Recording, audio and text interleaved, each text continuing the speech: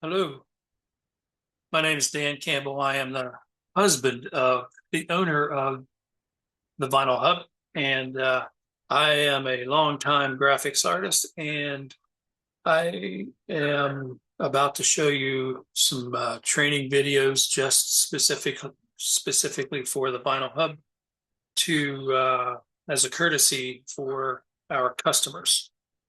Um, this is just an example of how you might work in Adobe Photoshop to clean up art files that are of low resolution. So I'll show you what that is. So I have a job here right now. The first thing I want to do in Adobe Photoshop is I will make sure I get the correct size. So I go to image size and check it out in Photoshop. And it's at 5 inches, 5.764, that's 72 resolution. The 72 resolution is too low, of course, so we don't want to use something like that. I'm going to get back onto the sizes here for the apex. Should be 10 inches wide. And so I want to get it up to 10 inches wide. But what I'm going to do first is I'm going to crop this in as close as I can get it into width, and then select all and copy. And I'm going to drop it into Photoshop channels. Paste it here into channels. And this allows me to select every pixel that is not white. So I make a selection by holding down the control key. And now it activates every pixel in the file. And it allows me to crop it down to the edge by using this little crop tool over here. And once it snaps to that size, I click enter. And now I can resize it to the correct size, 10 inches wide, and increase the resolution to 300. And having resample checked, I can change the resampling method to, I'm going to do preserve details. That's usually the best. And as you see, what it does to the edges here is it makes the 72 ppi or pixels per square inch. It converges everything and makes it a little smoother, detailed. And this is what you want for your DTF prints. And so I don't need to clean it up again through generative upscale. Won't need to do that. This looks really good as is. Click OK. And this first one was just to get the correct size. I don't want to use that grayscale as a template because what I use as a template to clean up the edges is the resampled size that we just did. So now I want to add some extra space on the outside here, holding down my Alt key on a PC and the Option key on a Mac, and just expand that out a little bit. Flatten it again. Now double click on it. So it becomes a live active layer. Select all again. That is Control A. Copy, Control C. Go into the channels window, which you can find up here under Windows. Anything I'm doing here, you'll find up under these windows. But to see this channel window, because usually you find your layers out here and your channels on another window. If they're hidden, you go under Windows and go drag down to Channels right there, and that'll pop up another window. Well, I can click on this tab here and drag it into, and when you see it highlight, it'll drag it next to the Layers channel. And I do that for my swatches and my paths which I have in kind of a sequence that I prefer. So I keep layers first, channels next. And now I'm going to click on the new channel icon right next to this trash can here and paste.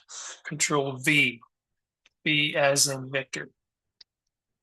And so what I want to try and do is blow up on this so I can get crisp and clean edges to where I can see my blurred edge. This is going to, if I just left it like this, you can see junk out here, this debris. So I'll adjust my levels so that I'll exaggerate that and you can see all that extra junk out there. And we only want that inner part right in here where the red was. So I'm going to expand my window.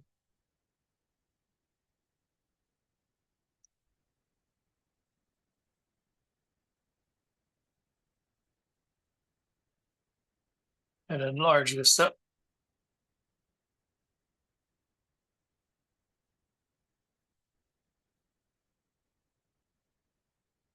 And select all again and adjust levels. Adjusting levels would be under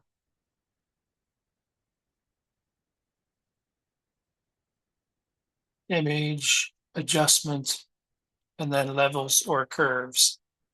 Both of these do the kind of the same thing, but curves is a little more intuitive. So we'll go straight to adjust levels first. And over on the left is going to be your shadow tones.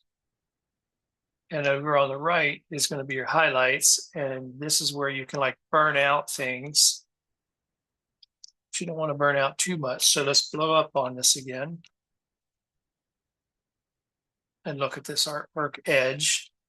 We'll adjust it to get it more solid. And at the same time, we're going to burn it out so that we don't have any fuzzy blurred edges out there. That looks pretty good.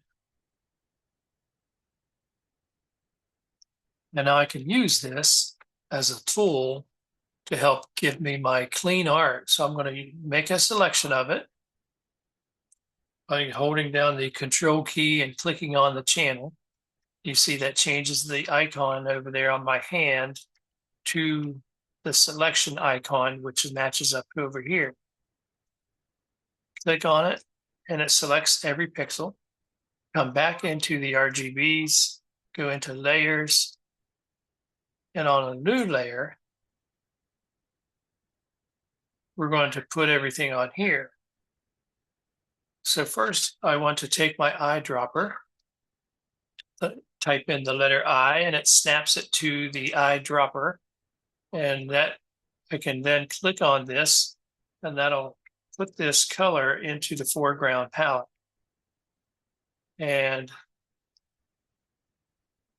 then in that upside down triangle, I can use my brush tool with the pencil tool selected.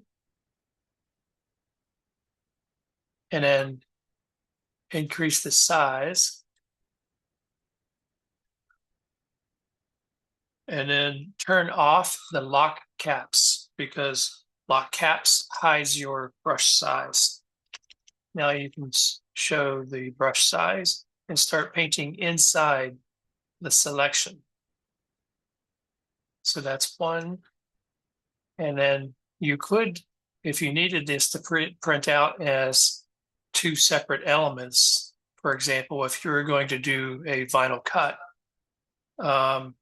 you would put these on two different layers and then save each one as an individual layer as a PNG.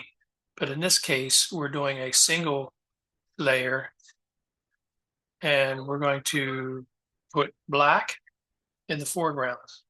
So here, if we just type in the letter D for default, that is the black and white. So with black in the foreground and I hide the below item, you'll see I can paint inside that selection.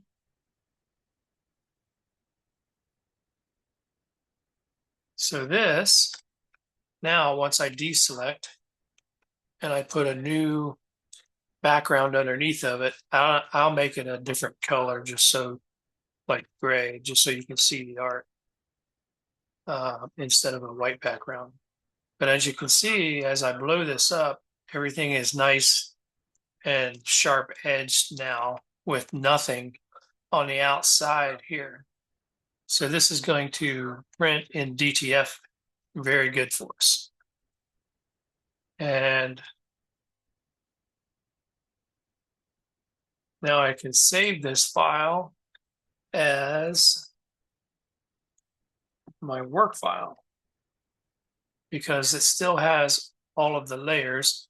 And I'm going to include ICC profile Adobe RGB 1998 because that's the color profile that I want to keep in it.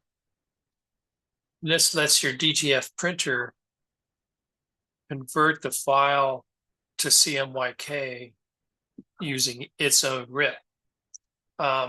If you convert to CMYK yourself, you're introducing color problems. So don't do that. Keep it in RGB mode. You find your color modes, your file modes under image mode. You'll see grayscale, bitmap, duotone, index color, RGB, and CMYK. These are the two that you want to keep in mind. This one, unless you are doing the DTF printing yourself in Shop, don't convert it to CMYK. Keep it in RGB. And that's just an example of working in Adobe Photoshop and cleaning up a file. Here in this case, you would turn off the two, and whatever is visible is what you can save as a PNG, save as a copy. This one will be 10 wide.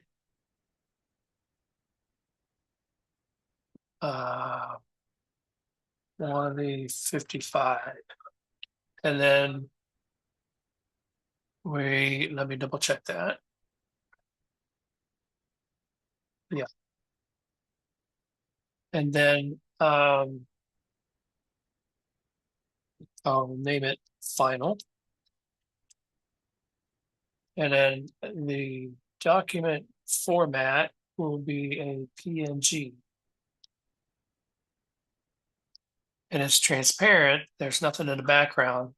So that's going to stay that way. And that's that. So now when I close this out,